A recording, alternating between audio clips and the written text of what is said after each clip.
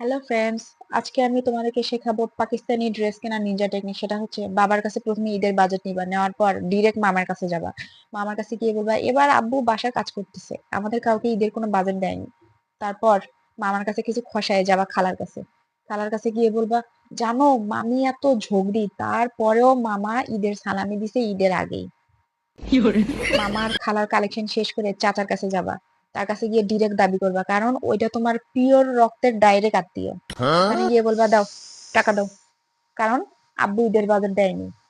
শেষে যখন তোমার বস তোমারে জিগাইবো, বেবি তুমি ঈদে কিছু নেও নাই, এরকম ইনোসেন্ট একটা ফেস নিয়ে ওকে বলবা, কে কিনে দেবে? আমার কি কেউ আছে? দুনিয়া স্বার্থপর, আমাকে কেউ কিনে দেয়নি। মামা, চাচা, খালা, বয়ফ্রেন্ড, বাবা সবাই মিলে তোমার এই 10,000 টাকা উঠাই দিবে। তারপর পাকিস্তানি ড্রেস একটা কেন, পাকিস্তানি ড্রেস আমার জুতি।